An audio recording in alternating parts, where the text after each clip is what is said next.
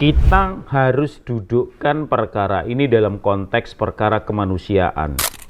Oke lah, bisa jadi negara banyak kekurangan.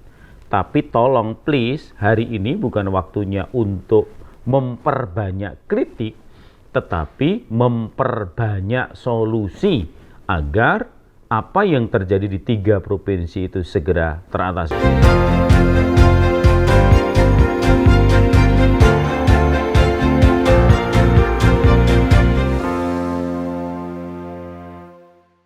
Halo teman-teman, kali ini saya akan menyoroti kejadian-kejadian unik, aneh, tapi kadang-kadang juga membanggakan, mengharukan, tapi kadang-kadang juga menjengkelkan.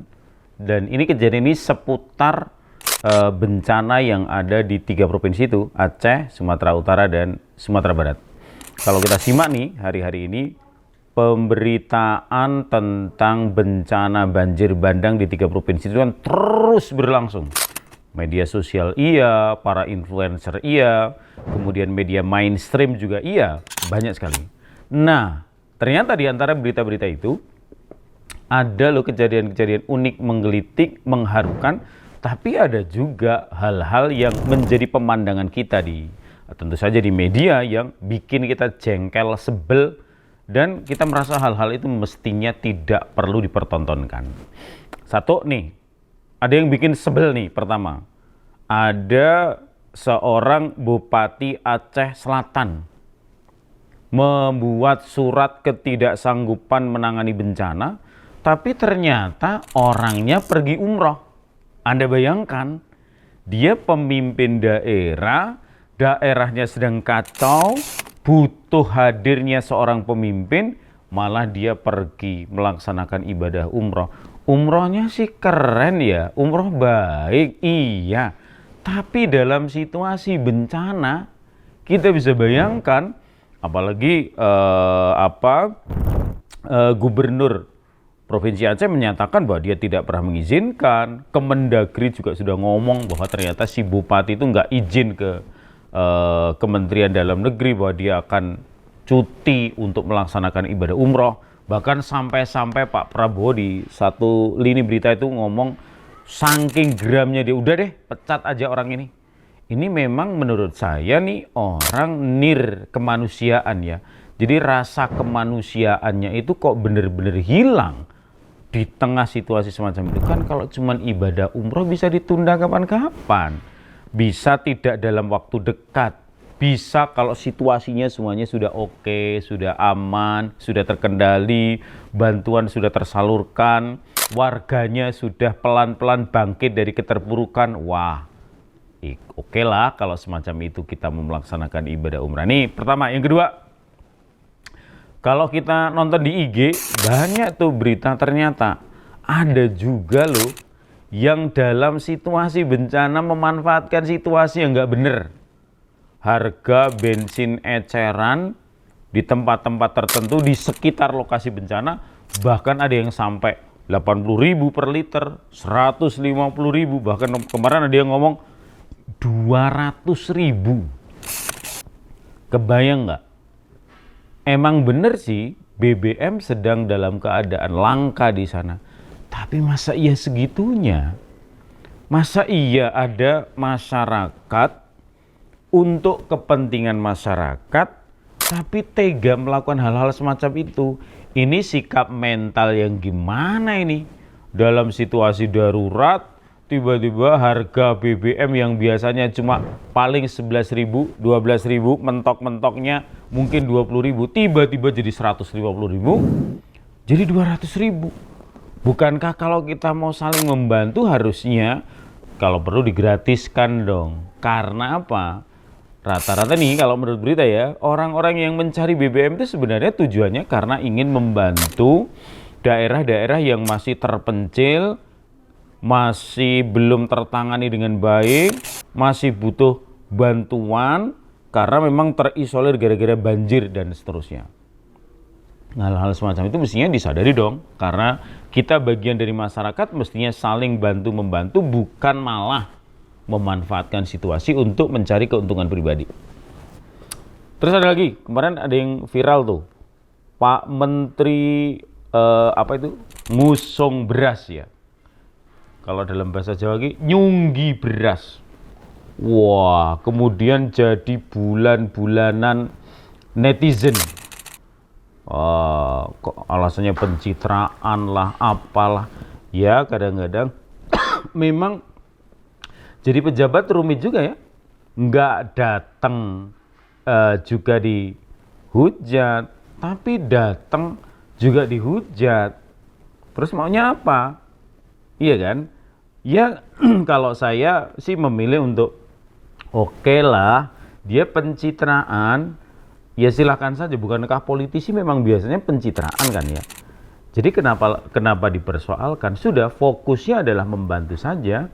Dia hadir, yang penting dia menyatakan dirinya membantu dengan sungguh-sungguh. Soal dia angkat beras di karung itu barangkali itu kan timnya aja, kebetulan timnya kurang kreatif. Kebetulan juga bisa jadi timnya ini kurang peka sehingga pencitraannya nggak pas kali ini.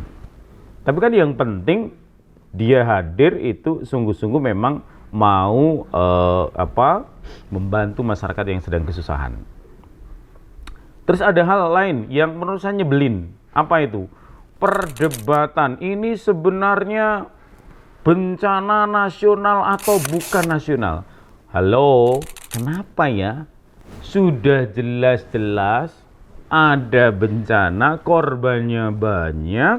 Kenapa kita berdebat ini urusan status bencana? Kan kalau urusan status bencana itu di undang-undangnya sudah ada, begitu ya. Di undang-undangnya sudah ada, kemudian ya sudah, tolak ukurnya itu saja. Kali ini yang harus dilakukan harusnya bukan soal berdebat ini bencana nasional atau bencana daerah atau bencana internasional. Gerak cepat, lakukan pertolongan, lakukan bantuan sebanyak-banyaknya sehingga masyarakat yang terdampak musibah banjir bandang di 3 provinsi itu segera bangkit. Mestinya cara berpikirnya begitu. Nggak usah cari panggung di televisi atau di media-media sosial atau di kanal-kanal YouTube hanya untuk memperdebatkan status bencana. Saya pikir kita sudah bosan lah dengan hal-hal semacam itu. Tapi ada juga nih yang menggembirakan, keren, dan ini lagi-lagi aksinya selalu mengejutkan. Bapak Aing kita, Kang Deddy Mulyadi, yang memborong sembako miliaran rupiah begitu dan disumbangkan langsung, gerak cepat gitu ya. Itu luar biasa ini. Ada juga yang nuduh, wah ini pencitraan. Sudahlah hal-hal semacam itu dihilangkan.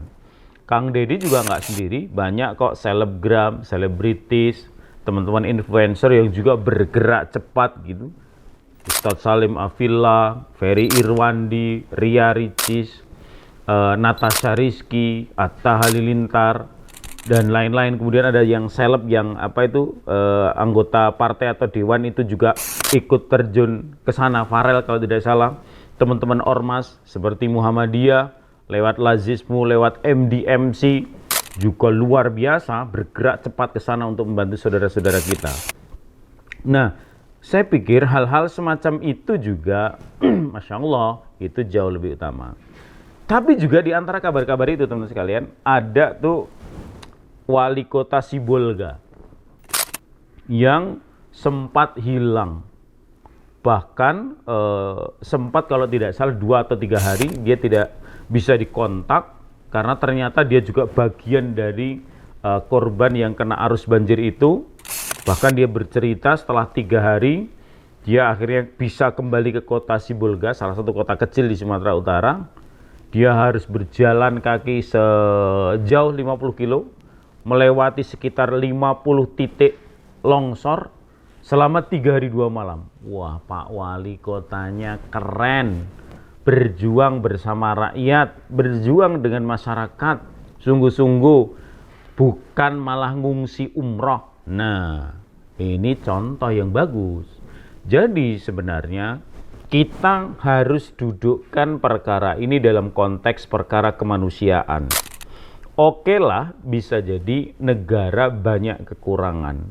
Tapi tolong please, hari ini bukan waktunya untuk memperbanyak kritik, tetapi memperbanyak solusi agar apa yang terjadi di 3 provinsi itu segera teratasi. Semua bahu-membahu, yang bisa jadi relawan, yang nggak bisa jadi relawan bantu dengan uang, yang nggak punya uang bantu dengan doa. Kita sampaikan, kita munajat yang baik-baik kepada Allah.